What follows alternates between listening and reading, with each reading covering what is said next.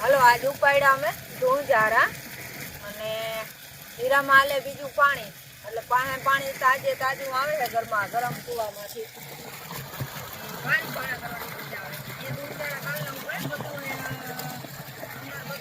રૂમમાં ઓસરીમાં હવે ખાલી આ ભાણા કરવાના હતા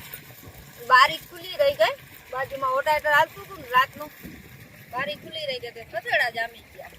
મેં હાલો આ પાછા કરી નાખે એટલા દીમાં બીજું રજ બધી આવી અંદર ચોટી ગઈ છે ઝીણી ઝીણી રજ હોય ને એટલે ઠામણામાં ચોટી જાય અને ભર પડ્યા હે માંડવીના એ કાલને પરમની કદાચ કલરનો મેળ આવી જાય ને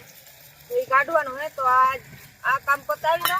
સાંજે બધા સુકાઈ જાય એટલે ચડાવી દો ને એ ધૂળજારાનું કામ પતી જાય પછી ફાઇનલ કલરનું એકલું જ કામ આપણે રહીએ અને ભર હે ફો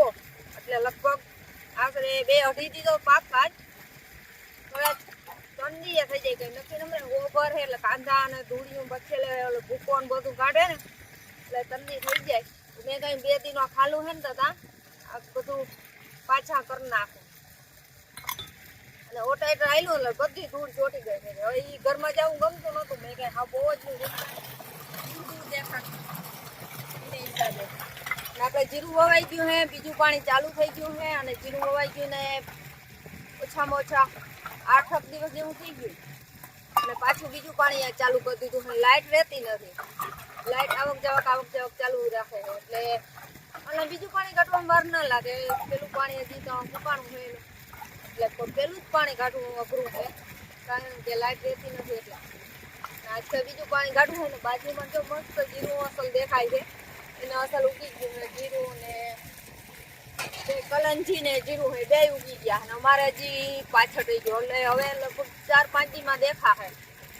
બીજું પાણી નીકળી જાય ને એટલે 4-5 દીમાં દેખાશે એટલે દેખાઈ જાય ને એટલે આપણે એક મારવાનું હોય દવાનો રાઉન્ડ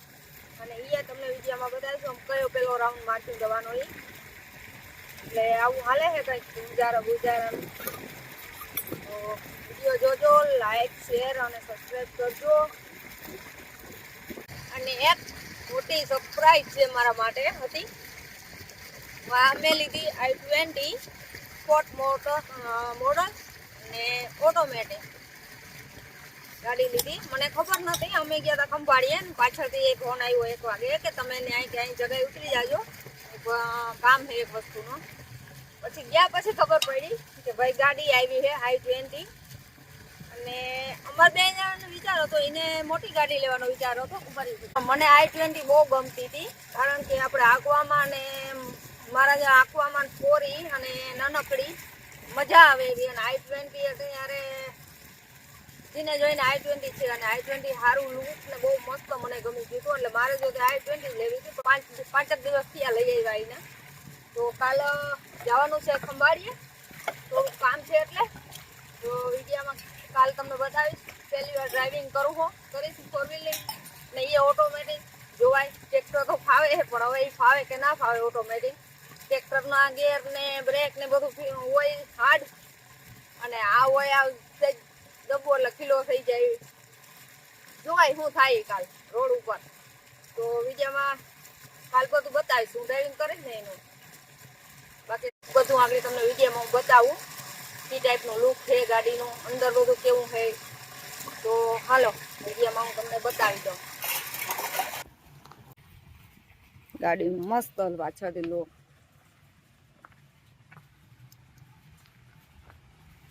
ને પાછળ ડિઝાઇન ફેર છે જૂના મોડલ કરતાં નવું મોડલને કંઈક આવી રીતના હે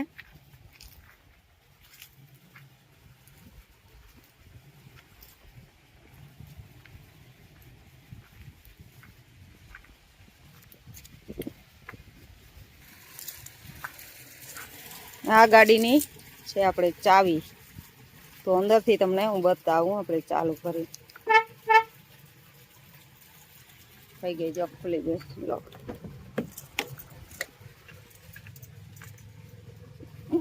આવો છે ગાડીનો લુક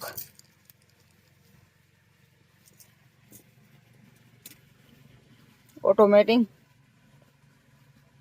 6 ગેર પડે છે આમાં ગાડીમાં 6 ગેર આવે છે પ્લસ ને માઇનસ ડી ન્યુટ્રન ને રિવર્સ ને પાર્કિંગ ટ્રાય નથી કરી અને હવે ટ્રાય કાલ આપણે કરીશું. ને કંઈક આવી રીતના 2 જ પગા આવે આમાં, એક એ બ્રેક ને લીવર, બસ આ 2 પગા છે. કંઈક આવું છે. ને આપણે ઉપર સનરૂફ દીધું છે, આવું કઈ સનરૂફ છે. લુક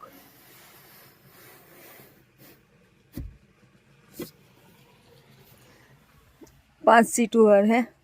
बच्चे जगह हारी है, डस्टबिन है, साथ पेटी है लुक जो गाड़ी। तो काले खंभाड़िए जाशू ने तई ड्राइविंग करशे, तई विडियो तमने बतावी अने पहली बार ड्राइविंग करी એટલે ખબર નહીં ગાડી રોડ ઉપર હાલે કે રોડ નીચે જાય એ ખબર નથી, પણ ને લીવર 2 હે. તો કાલી પહેલી ટ્રાય કરવી. સ્કૂટીએ કોઈ દી મેં નથી આંકી, ટ્રેક્ટર ને નાનકડું ટ્રેક્ટર સનેડો એ આંકતી, પણ આ કોઈ દી નથી આંકી. તો પહેલી ટ્રાય કાલ હે અમારી ગાડીની અને વિડીયોમાં કાલ હું તમને બતાવીશ. અને હાઈવે પટ્ટા ઉપર લીધી ગાડી આતા હાંકવી ને ગાડી બહુ મજા આવે એવી છે. ઓટોમેટિક કોઈ દી હાંકી નથી, આજ પહેલી વાર ઓટોમેટિક હાંકી છે ને રોડ ઉપર હાંકી છે. બાકી ખુલે તો ખેતરમાં આપણે ટ્રેક્ટર હાંકતા જ હોય એટલે થોડુંક પટ હોય એટલે બીક ના લાગે ક્યાંય ભટકાવવાની. ટ્રેક્ટર તો હું હાંકું હું, ટ્રેક્ટર ઝીણકું ટ્રેક્ટર એટલે કઈ ડર નથી એટલો બધો, પણ તોય અહીંયા તો લાગે કારણ કે બાજુમાંથી નીકળે ને ફાસો ફાસ એટલે મને થોડીક બીક લાગે છે. બાકી 1-2 વાર હાંકીશ ને એટલે ફાવી જાય. જો કેવા નીકળે ગાય ગા, કારણ કે કાયમ માગતા હોય. મેં તો આજ છડી હો હાઈવે ઉપર અહીંયા પાછી, એટલે થોડાક દી હાથ બે હોમ લાગીએ, બાકી આવડી જાય કારણ કે થોડુંક અનુભવ છે ટ્રેક્ટરનો એટલે વાંધો નહીં આવે. બાકી પહેલી વાર જો કઈ સાધન નાખ્યું હોય ચડ્યા ને તો બાપ બીક બહુ લાગે, કારણ કે એક તો ક્લેજ ને લીવર ને એ બધી ની ખબર જ ના હોય આપણે. અને હાઈવે ઉપર તો ધ્યાન જ રાખવાનું ગાડી રાખવાનું, કારણ કે એ તો એના ધ્યાનમાં જતા ને આપણે શીખાડવું. આપણે તો એકવાર તો ફરાઈ જાય જો ફૂલે ફૂલ જવા દે, એટલે જ મેં 40-45 રાખી છે ગાડીને. તો વાંધો ના આવે કરવામાં ફૂલ, પણ 4-5 દી હાઈવે ઉપર આવીને મેળાવી જાહે. અને બધું હું તો બધાને એક જ વાત કહું કે સાધન હોય કે ગમે વસ્તુ હોય શીખવી જરૂર છે. ગમે તે ગમે ત્યારે આપણે કામ લાગે. ટ્રેક્ટર હોય, ઝીણકું ટ્રેક્ટર હોય, ગમે એ હોય. મેં તો ધીરે ધીરે 3-4 વર્ષથી ટ્રેક્ટર ને ઝીણકું ટ્રેક્ટર ને બધું આખું હવારું વાવણી થી માંડી અને છેટ વાવવાથી હોટાઈટર સુધીનું બધું મેં આખ્યું છે ટ્રેક્ટર. એક પાડવામાં જ કેવું પડ્યું હતું, કારણ કે 15ની જારી તો એ મને ફાવતું નતું એટલા માટે. બાકી બધું મેં ખેતીનું બધું કામ કર્યું છે એટલે થોડોક અનુભવ છે આમાં, પણ હાઈવે ઉપર નો નતો. જોટા 50 કરી છે સીધે સીધું છે એટલે વાંધો નહીં. બાકી ગોલાઈ આવે ને ત્યાં મને થોડીક બીક લાગે છે. અને હાંકવામાં બીજો કઈ વાંધો નથી, કામ ક્યારેક આવી જાય. કારણ કે જો અવારનજરમાં મારે એવું ચીકાને જે પ્રોબ્લેમ થયો છે દવાખાનાનો, હોસ્પિટલનો, કમરનો મારા હસબન્ડને, એટલે અટકું નહીં કામ. મારી મોર જે 10 દી મોર માંડવી પાડી લીધી ને એને પછી મેં માંડવી પાડી અને પહેલા મેં વાવી દીધું ને. આપણે જીરામાં બીજું પાણી ચાલુ છે ને એ બધા પરથુમનું પાણી હજી વારે છે, એટલું બધું માહેર છે બધાય. એટલે મારું કહેવાનું એ થાય કે આપણે શીખલ હોય ને તો કામ આપણું ક્યાંય અટકે નહીં. થોડું બધું શીખવું જરૂરી છે અને થોડોક અનુભવ કરવો જરૂરી છે બધેમાં.